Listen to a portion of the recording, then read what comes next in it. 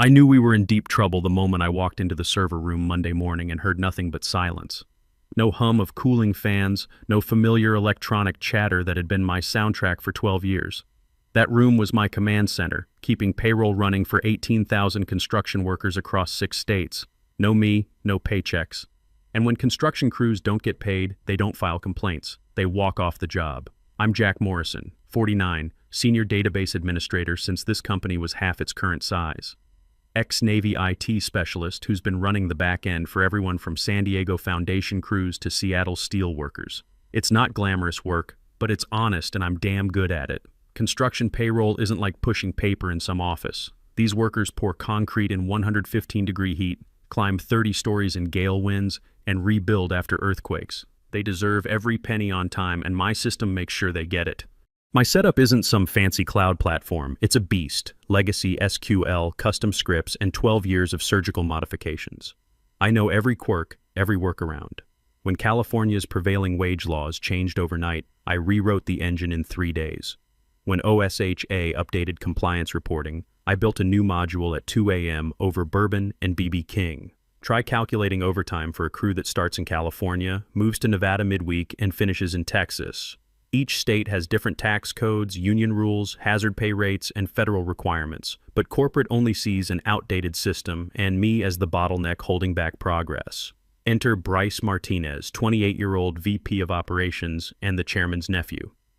Harvard MBA with a 3-piece suit and 0 real-world experience. He showed up after the Martinez family bought the company, talking about streamlining operations. What that really meant was firing experienced people and replacing them with cheaper alternatives. The meeting happened on a Wednesday.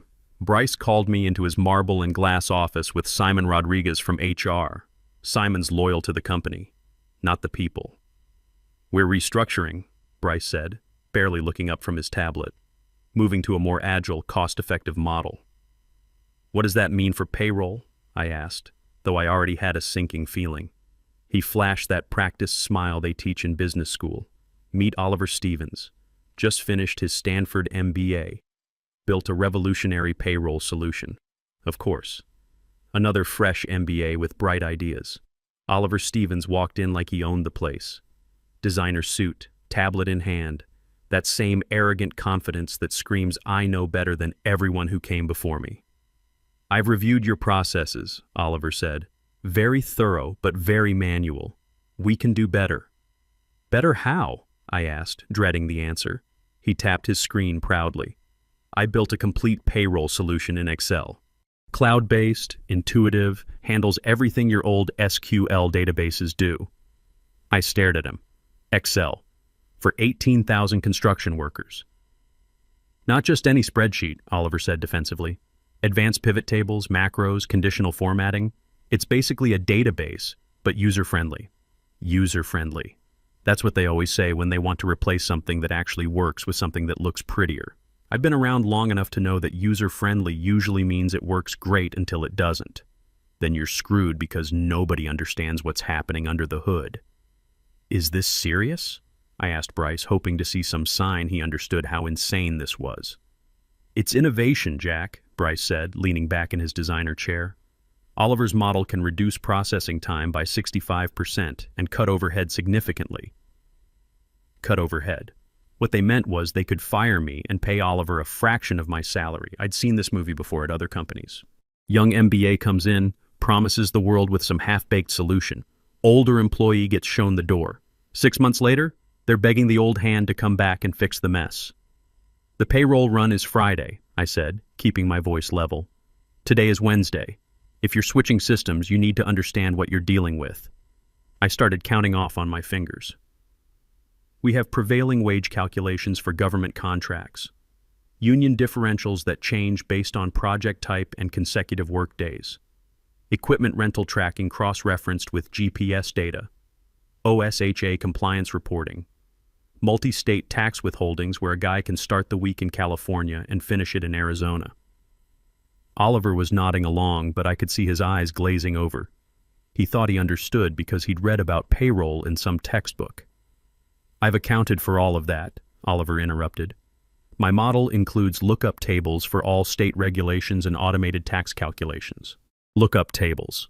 The California Prevailing Wage Database alone has 912 different job classifications with different rates depending on which county you're working in. The union contracts have overtime rules that would make a tax lawyer's head spin. You've got guys who get time and a half after 8 hours, double time after 12, but only on certain project types.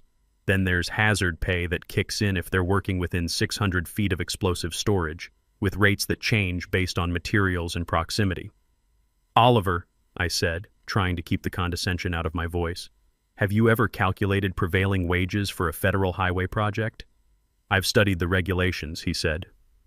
Studying and doing are two different things. You know what happens when you get prevailing wages wrong on a federal contract?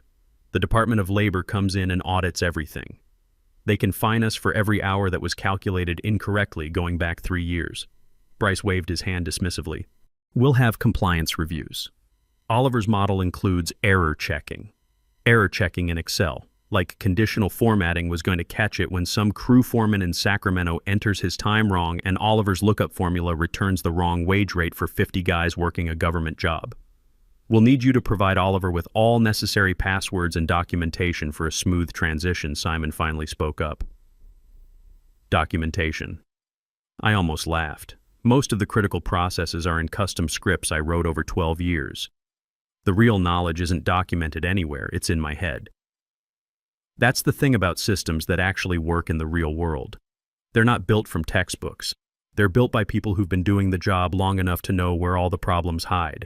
I know that the time clock system in the San Jose warehouse has a glitch where it double stamps entries after midnight, but only on Thursdays when network load is high. I know that the union contract for concrete crews has a clause about meal breaks that nobody else remembers, but if you don't account for it, the guys don't get their penalty pay. Oliver doesn't know any of that. He's got his pretty spreadsheet with color-coded cells and fancy formulas, but he's never had to explain to Pete Henderson why his crane operators are showing up as earning less than minimum wage because some calculation went sideways. When's my last day? I asked. Friday, Bryce said. After the payroll run, we want to make sure there's a smooth transition. And that's when I knew for sure they'd already made their decision. They were giving me my walking papers and expecting me to train my replacement. I've tested my model extensively. Oliver jumped in again. On what data? Sample data from the HR system plus theoretical scenarios. Sample data. Theoretical scenarios. He tested his revolutionary payroll solution on make-believe numbers. It was like testing a race car by driving it around a parking lot at 5 miles per hour and assuming it would handle the Daytona 500. I stood up, my knees popping the way they do when you're about to make a decision you'll either regret or celebrate. All right then, I guess we'll see how it goes. That's the spirit, Bryce said, already looking back at his tablet. Simon will have your severance paperwork ready by end of business. I walked toward the door, then stopped and turned back to Oliver. One piece of advice. He looked up from his tablet, probably expecting some technical tip about database connections. When the system crashes, I said, and it will crash, don't panic. Just remember that 18,000 people are counting on their paychecks to pay rent and buy groceries. That might help you prioritize. The look on his face told me he still didn't get it. He thought this was just numbers on a screen. He had no idea he was about to be responsible for people's lives. I didn't argue anymore. Sometimes the best teacher is experience, and Oliver was about to get an education no MBA program could provide. The next 2 days were like watching a slow-motion car crash. I spent Thursday and Friday morning documenting everything I could think of, creating user guides and writing step-by-step instructions. But here's the thing about complex systems that have evolved over 12 years. You can't document institutional knowledge. You can't write down the gut feeling you get when something doesn't look right. Oliver shadowed me those 2 days, taking notes on his tablet and asking questions that showed he had no clue what he was getting into.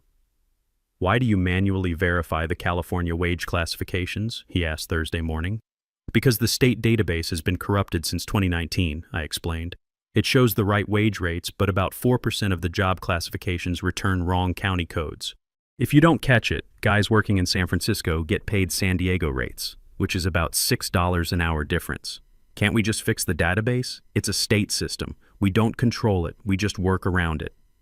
He made a note on his tablet. I could see him typing fix state database issue like that was something he could handle with a phone call. Thursday afternoon, Oliver was feeling confident enough to start importing real data into his Excel model. I watched him upload the raw time files from our 45 different job sites across 6 states. The spreadsheet immediately started lagging. "It's just loading," he said, clicking refresh repeatedly while Excel ground through 18,000 employee records. But I could see what was happening. His lookup formulas were hitting circular references because he didn't understand how prevailing wage calculations cascade. When you've got federal, state, and local wage requirements that can all apply to the same job, you can't just use a simple VLOOKUP. You need conditional logic that checks multiple criteria in a specific order. "Oliver," I said carefully, "you might want to test that on a smaller data set first. It'll be fine," he replied. But I could hear uncertainty creeping into his voice as Excel's memory usage spiked and the program started freezing. Friday morning came, and it was time for the official handoff. Oliver showed up early with his laptop and the kind of nervous energy you see in rookie pilots before their first solo flight. "Ready to make history?" he asked, trying to sound confident. I gathered my personal items while he set up at my workstation. Coffee mug that said "World's Most Adequate Database Admin," photo of my '67 Mustang, and a bottle of good bourbon I kept for emergencies. Something told me they'd need it more than I would. "The bank cutoff for direct deposits is noon," I reminded him. "After that, people don't get paid until Monday." "Got it," Oliver said, already focused on his screen where Excel was grinding through the payroll data like a chainsaw trying to cut through concrete. I started to leave, then stopped. "Oliver, one more thing. When this goes sideways, and it will go sideways, don't try to fix it by running the calculations again. Each time you reprocess, you create duplicate entries in the system. Fix the problem first, then rerun." He wasn't really listening. He was staring at his screen where the spreadsheet was showing error values in about half the cells. Simon walked me to security where Danny Foster was waiting with my severance paperwork. Danny's a good guy, ex-Army who understands the value of knowing your job inside and out. "Sorry to see you go, Jack," Danny said as I signed the documents. "This doesn't feel right. It's just business, Danny. Bad business, but business nonetheless." I drove home in my pickup truck, windows down, Muddy Waters on the radio. I should have been angry, but mostly I felt like I was watching a disaster movie where, the asteroid is going to hit, but the characters haven't figured it out yet. My phone started buzzing around 10:30 a.m. Text from Steve Williams, one of the payroll clerks. "Jack, Oliver's spreadsheet is showing weird numbers. My overtime calculation says I worked negative hours last week." Then another text from Carl Anderson in the San Jose office. "According to this payroll report, I make $943 an hour as a concrete finisher. I wish." By 11 a.m., my phone was lighting up like a Christmas tree. Guys from all over our territory were seeing their pay stubs in the employee portal, and nothing made sense. Employee ID numbers were getting mixed up with Social Security numbers. Job classifications were scrambled. Crane operators were showing up as office clerks. Concrete finishers were listed as accountants. The funniest one came from Roy Wilson, a foreman in Portland. "Jack, my pay stub says I worked 3,214 hours last week, and my net pay is negative $15,000. Did I rob the company, or did the company rob me?" I could picture exactly what had happened during the data import. Oliver had mixed up the column headers. Employee ID numbers were being used as hours worked, and hours worked were being treated as pay rates. Excel was trying to calculate wages using Social Security numbers as multipliers. But the real disaster was still coming. The weird numbers in the employee portal were just the appetizer. The main course would be served at noon when the bank tried to process Oliver's payroll file for electronic deposits. At 11:45 a.m., my phone rang. It was Simon from HR. "Jack," his voice was tight with panic. "We need to talk. Oliver's payroll file is showing some irregularities. According to his calculations, we owed the federal government $2.2 million in tax withholdings this week, but we'd only collected $400,000 from employee paychecks."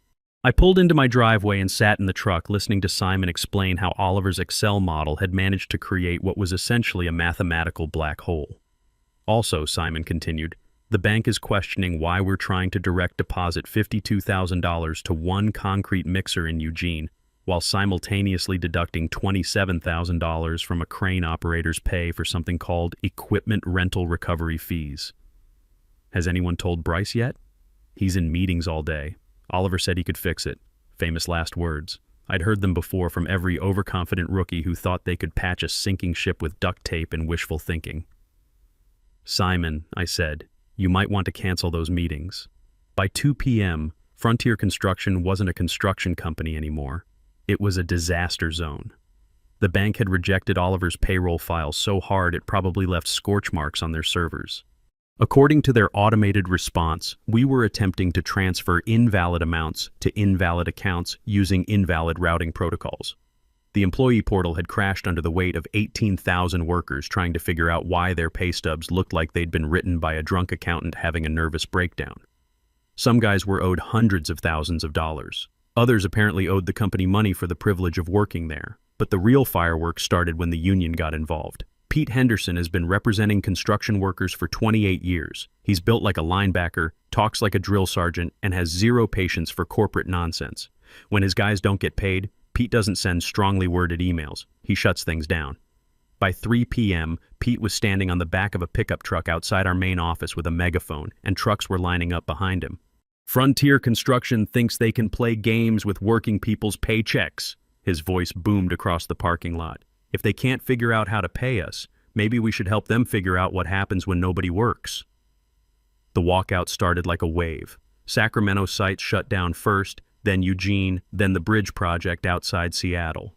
By 4 p.m., every Frontier Construction job site in 6 states had gone quiet. 18,000 workers sitting in their trucks, posting videos on social media, calling local news stations. The footage was beautiful in a tragic sort of way.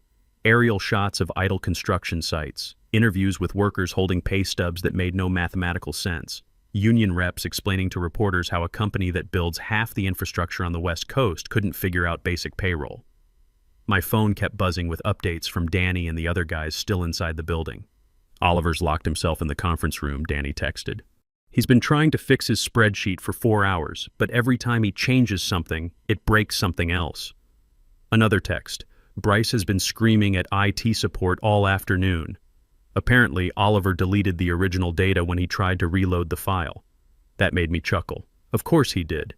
When you're panicking and something's not working, the natural impulse is to start over. But when you start over in Excel without backing up your work, you lose everything. Oliver had just erased the only copy of the raw payroll data, and the backup systems only worked if someone who knew what they were doing set them up properly. The weekend passed in a blur of news coverage and angry social media posts. Frontier Construction was trending on Twitter for all the wrong reasons. Construction workers were sharing screenshots of their impossible pay stubs. Local news stations were running stories about the walkout. Labor advocates were calling for state investigations. Bryce Martinez went on the local news Saturday night looking like he'd aged 10 years in 2 days. He gave some carefully prepared statement about unforeseen technical complications during a routine system upgrade. He promised that everyone would be paid by Monday morning and that the company was working around the clock to resolve the issues.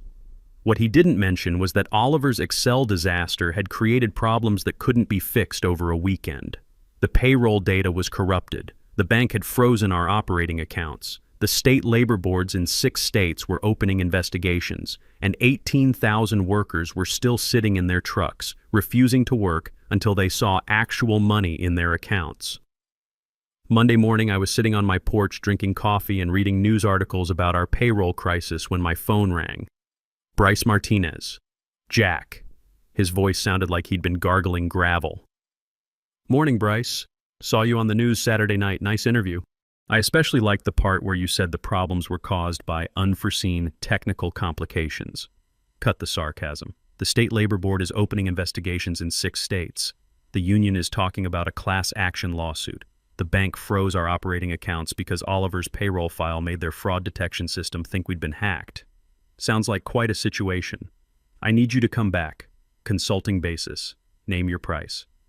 I'd been waiting for this call since Friday afternoon. $25,000 cash up front, plus a new contract at 4 times my old salary.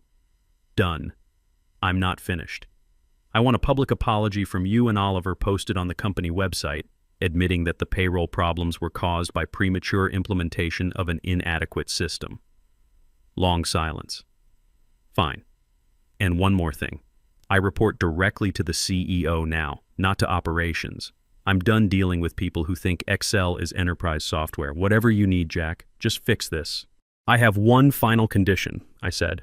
Oliver gets reassigned permanently. I'm not training anyone from your family or anyone else's family ever again. He's already been moved to marketing research. Good.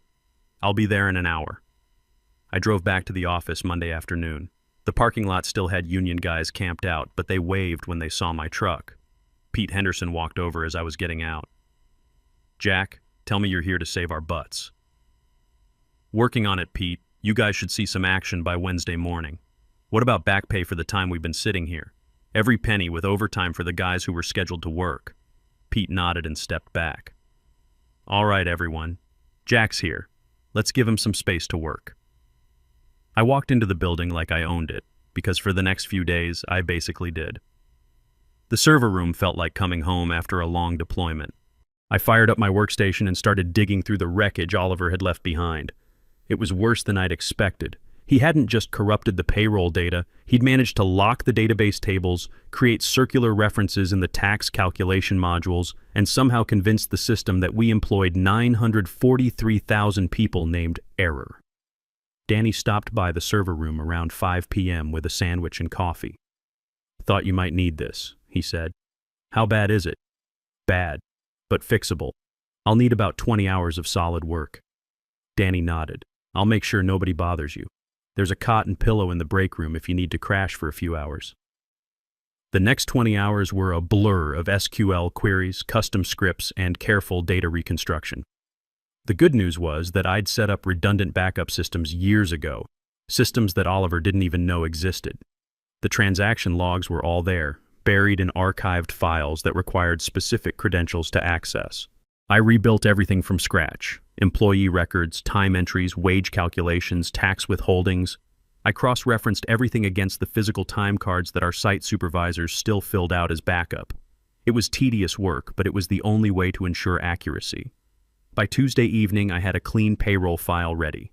I ran it through every validation check I could think of. State-by-state tax calculations, union contract compliance, prevailing wage verification, OSHA reporting requirements. Everything checked out. Wednesday morning at 6 a.m., I hit the transmit button. The electronic funds transfer went through without a hitch. 18,000 workers would wake up to find their correct paychecks waiting, plus overtime pay for the 3 days they'd lost sitting in parking lots. I walked out of the server room for the first time in almost 2 days. My back ached, my eyes were burning, and I probably smelled like a combination of coffee and determination, but the job was done. Pete Henderson was waiting in the lobby with a group of union reps. When he saw me, his face broke into a huge grin. Jack Morrison, you beautiful miracle worker. The guys are seeing their deposits now. Everything looks correct. Good. Tell everyone to double-check their statements. If anyone sees any discrepancies, have them contact me directly. Pete extended his hand, and I shook it. You saved a lot of families from a very rough week. We won't forget that. The union guys filed out, already making calls to get the work sites back up and running. By noon, the parking lot was empty. The trucks were rolling back to their job sites. The crisis was over. Bryce called me to his office Wednesday afternoon. He looked like he'd spent the past 5 days in a war zone. His expensive suit was rumpled, his hair was a mess, and he had dark circles under his eyes. It's done, I said before he could speak. Everyone's been paid correctly, including compensation for the walkout days. The bank has unfrozen our accounts. The state labor boards have suspended their investigations pending final verification. Thank you, he said quietly. Where's Oliver? Reassigned to marketing research. Turns out family connections only go so far when you cost the company millions of dollars and nearly trigger a federal investigation. And my new office? Bryce gestured toward the corner office with windows overlooking the equipment yard. All yours. I had them put in a new coffee machine and a standing desk. Whatever else you need, just let Simon know. I also need to hire 2 additional database administrators. People I choose, not people your family recommends. We need redundancy in case something happens to me. Agreed. Send me the job descriptions and salary requirements. One more thing. I wanted in writing that no major system changes can be implemented without my approval. If someone has a revolutionary new idea for how to run payroll, They run it by me first. Bryce pulled out his tablet and started typing. I'll have the contracts ready by end of day. Anything else? Yeah, the company website still needs that public apology. It's already posted. Simon put it up this morning. I walked to my new office and sat down in the ergonomic chair. Through the window, I could see the construction sites coming back to life. Cranes moving, trucks rolling out with full crews, the familiar rhythm of productive work resuming. My phone buzzed with a text from Danny. Heard Oliver's working in marketing now. Think he can handle calculating ad impressions? I pulled out the bottle of good bourbon from my box of personal items and poured a shot into my new coffee mug. This qualified as a celebration if anything did. Over the next few weeks, things settled back into normal operations. I hired 2 excellent database administrators, both with real-world experience in construction payroll systems. I spent time training them on the nuances of our operation, making sure the institutional knowledge was properly documented and distributed. Bryce kept his distance. He'd learned an expensive lesson about the difference between innovation and recklessness. The board of directors had apparently given him a severe dressing down about the payroll disaster. Rumors were circulating that he was on thin ice with the family. Oliver, from what I heard, was keeping his head down in marketing. He'd learned that real-world business is very different from case studies in an MBA program. I actually ran into him in the parking lot one afternoon about 6 weeks after the disaster. "Jack," he said, stopping when he saw me. I wanted to apologize. I thought I knew what I was doing. I didn't understand how complex everything was. I looked at him for a moment. He seemed genuinely chastened by the experience. "Oliver, the biggest problem wasn't that you didn't know how to do the job. It was that you didn't know what you didn't know. Confidence without competence is dangerous, especially when people's livelihoods are on the line. I know that now." "Good. That's a lesson worth learning early in your career. Just make sure you remember it." He nodded and walked away. I actually felt a little bad for him. He'd been set up to fail by a system that valued connections over competence, but that was a learning experience he needed to have. 3 months after the payroll disaster, I was sitting in my corner office reviewing quarterly reports when Simon stopped by. "Jack, got a minute? What's up?" "The CEO wants to schedule a meeting with you about modernizing our payroll systems. Apparently there's some new software that might be worth evaluating." I smiled. "Tell him I'm happy to evaluate any new system, as long as we do it the right way. Proper testing, gradual implementation, redundant backups, and no switching everything over on a Friday before a payroll run." Simon laughed. "I'll pass that along. Somehow I think he'll agree to those terms." After Simon left, I turned back to my window. The construction sites were busy as ever. 18,000 workers building bridges, highways, buildings, good people doing honest work, counting on their paychecks to arrive on time so they could take care of their families. That's what this job was really about. Not the databases or the scripts or the complex calculations. It was about making sure working people got what they earned when they earned it. No shortcuts, no compromises, no letting someone with a fancy degree and no real experience gamble with people's livelihoods. The whole experience had taught me something valuable too. In my Navy days, we had a saying: plan for the worst, hope for the best, and always have a backup for your backup. I'd built those redundant systems years ago without knowing I'd need them. That foresight had saved 18,000 paychecks and probably my career. But it also reminded me that institutional knowledge, the kind that comes from years of experience from making mistakes and learning from them, can't be replaced by theoretical education alone. Oliver wasn't a bad kid, just inexperienced and overconfident. The real problem was a system that valued nepotism over competence and shortcuts over proven methods. The construction industry runs on trust. Workers trust that if they show up and do their jobs, they'll get paid fairly and on time. Contractors trust that their crews will be there when needed. And companies like ours trust that the people running critical systems know what they're doing. When any part of that trust breaks down, everything falls apart. 6 months later, I got a call from Pete Henderson. The union was recommending me for an industry award, Outstanding Service to Construction Workers. They wanted to present it at the annual trade conference. "You know I'm not much for ceremonies," I told Pete. "This isn't about ceremonies, Jack. This is about recognition. What you did showed 18,000 workers that someone has their back. That matters more than you know." So I accepted. At the ceremony, standing in front of 500 construction professionals, I kept my speech short. "I just did my job," I said. "But I learned something important from this experience. In our industry, we build things that last. Bridges, buildings, roads that serve communities for decades. The same principle applies to the systems that support our workers. You can't build something solid on a foundation of shortcuts and wishful thinking. You need experience, planning, and respect for the complexity of what you're dealing with. The applause was genuine. These were people who understood the value of doing things right the first time.